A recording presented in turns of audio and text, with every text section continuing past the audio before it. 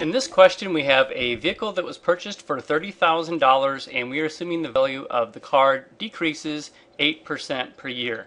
Anytime something increases or decreases the same percentage each year, so it has constant percent change, then what you would use is an exponential model to model that behavior, which is of the form y equals ab to the x. Now in this problem, they're not choosing to use x as an input variable, they want you to use t in years. And the output v of t would be the value of the car. So I'm going to use v of t instead of y, and I'm going to use the variable t instead of x, so it's going to look like this instead. So the a value is what you get out when you plug in 0. That's the vertical intercept, and that was given to be 30,000. So at time 0, we want the vertical intercept to be 30,000. So we want it so that when someone plugs in t equals 0, they will get out 30,000, and that will happen as long as you put 30,000 in for the value of a. Imagine now someone were to replace t with 0. Turns out that any number to the 0, with one exception, is 1, and they'd be left with 30,000 times 1, or $30,000. So the b value would be the growth factor, and to get something to decrease by 8%, there's two ways to explain it. One way is to point out that the equation is not going to predict how much the value that you've lost on the car, it's going to predict the current value. So one way to describe it, if something is going down 8%, it loses 8% of its value. In fact, let me use the word loses instead. So it loses 8% of its value each year. But since we are to write the equation of the current value, not how much was lost, but the current value, we reword this. If it loses 8% of its value, that means it keeps 92% of its value each year. So it keeps 92% of its value every year. So every time t goes up by 1, you would want to find 92% of the previous value, and that would be obtained by multiplying by the decimal equivalent of 92%, 0.92. So you can see that if you plugged in 0, 0.92 to the 0 power is 1, and 1 times 30,000 is indeed 30,000. If you were to plug in t equals 1, for example, you'd have that initial value of $30,000, and you'd be multiplying by 0.92 one time, and it would work. You'd be finding 92% of the original value. Well, because you're only finding 92%, that means you're discounting the other 8. So there's the model. Another way I explain it is to use the equation that your b value can be found by doing 1 plus the rate. And in this case, the rate is negative. Decrease would be a negative 8% would be my r value. So that's negative 0.08. And if you were to plug that in, if you were to add a negative 0.08, you would get that your b value is indeed 0.92. Either way, you get 0.92 in there for b. Now I would like to add real quick that there's actually even one more variation on how to do this problem. So it's when people use the formula b equals 1 minus r rather than b equals 1 plus r. If you're going to use this method and you want b to come out positive 0.92, you would have to know that you would not use an r value of negative 0.08. In this method, you do not actually plug in negative 0.08, you would plug in 0.08 for r. And when you plug in r equals 0.08 into this formula, it's the equivalent of plugging in r equals negative 0.08 in that formula. In both cases, you would get b equals 0.92. So either way you want to do it is fine. So now I'm going to write the equation v of t equals my initial value of $30,000, and then my b value was 0.92 for this problem. And if you want, you can write the units on the output right here, which was dollars, so that when someone plugs in a t value in years and they simplify all of this out, you'll be left with the output, which is the value of the car in dollars. Now the next question is, how many years does it take for the value to decay to $20,000? So writing my equation down here, what I would be doing is replacing my output variable, v of t, with $20,000. So wrap your mind around what these variables mean. T is in years, time in years since you bought the car, and this is the value of the object. This whole notation here is the value, the output variable v of t. So if the question is how many years does it take, we are to solve for time, and find when the value is going to be 20,000. And I'm going to copy the right hand side now. And to solve this, I'm going to do it two ways. I'm going to do it by hand, and I'm going to use my graphing calculator. The first thing I would do would be to divide both sides by 30,000. If you want, 20,000 over 30,000 is 2/3. And on the right hand side, this simplifies out to be the number 1. One way to solve this is to switch to log form. And to put this in log form, you write the word log. You put the base of 0.92 as a subscript.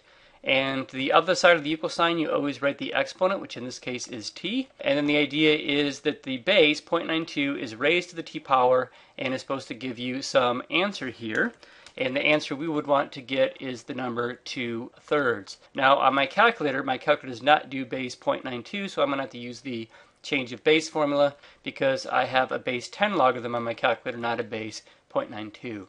So to do this, I'm going to do the log of 2/3, and then I'm going to do right parenthesis to close off that left parenthesis over there. And then I'm going to divide by the log of the base here, so log of 0.92. Now, in case you don't realize it, I'm using a base 10 logarithm here. So the reason they call this a change of base formula is when I wrote this as log of 2/3 divided by the log of 0.92, we changed the base from a 0.92 logarithm to a base 10 just so that we could use our calculator and get an approximation. So since this answer is time in years, it's roughly 5 years. So I'm just going to pick 2 decimals, so about 4.86 years is probably more accuracy than anybody would probably want. So how long does it take for the value to decay to $20,000? About 4.86 years. I'm going to write that answer up here, but also use my intersect feature now. What you would do is type one side of the equation. If you go back to the original equation that I had written, we had plugged 20,000 in for v of t, so that would be the left-hand side of my equation, and this would be the right-hand side, except your calculator will make you use the letter x rather than t. So in one equation, I'm going to type 20,000, and then as a second equation, either down arrow or press enter, type in 30,000. In parentheses, we have 0.92, and then right parenthesis, use the caret key there to exponentiate to a power. And again, my calculator makes me use x rather than t. So if I was to graph this in a standard window, I wouldn't expect to see this because what we're going to get is a horizontal line through 20,000 for 1. Here we have an exponential whose vertical intercept is 30,000, so that might be right here, say, and that its start value is 30,000 and it's going down 8% per year.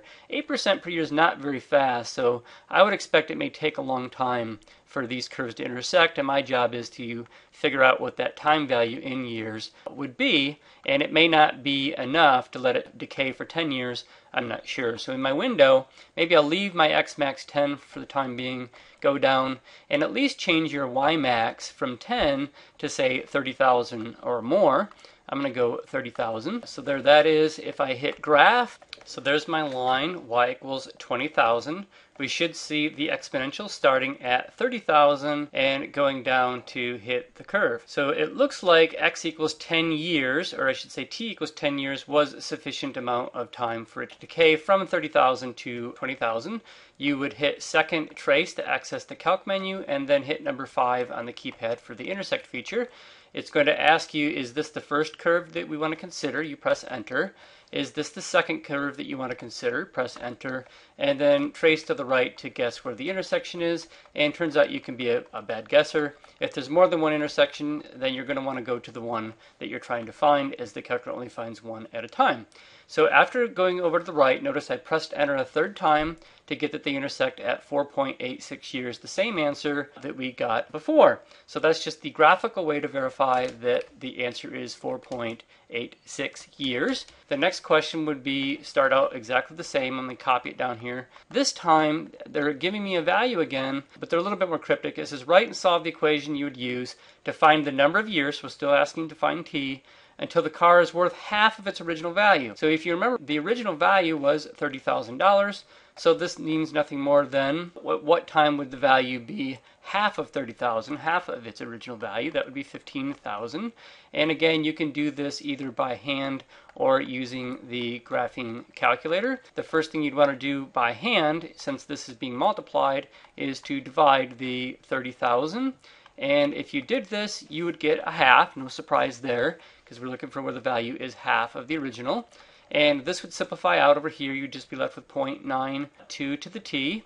And to solve this, I would do just like I did the last part. I would switch to log. So that would be, write the word log. The base is 0.92. And then you always write the exponent of the base on the other side of the equal sign. That's t. And it's supposed to be such that if you take 0.92 and you raise to the t power, you get the answer of a half. So I'm going to put a half here as the input into my logarithm. You don't have to put parentheses, but I like to put parentheses to make that look like function notation, as this is indeed the name of my function. This would be like saying f of input equals output here, and f, where we normally think of that as the name, is log base 0.92. Think of this as just the name of the function, and we're plugging in a half. Try to keep from thinking that there's anything like multiplication going on in here.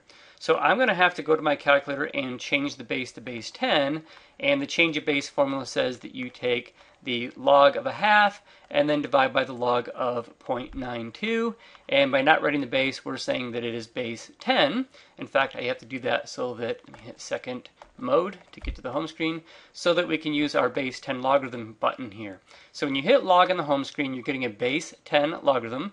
I have the log of a half, and we're going to divide that by the log of 0.92, and don't forget the decimal, even though it's really small right there. It's 0.92. I actually think solving it by hand is sometimes faster than the graphing method. So to have the value of cut in half from $30,000 to $15,000, it takes roughly 8.3 years. And again, I'm not sure how to round. I just chose to round to one decimal place. So if you want to check that on the graphing calculator, you could hit y equals, and we already have the equation in from this part here. All I'd have to do is change the 20,000 into 15,000, and I would not even need to change my window. I could just graph it.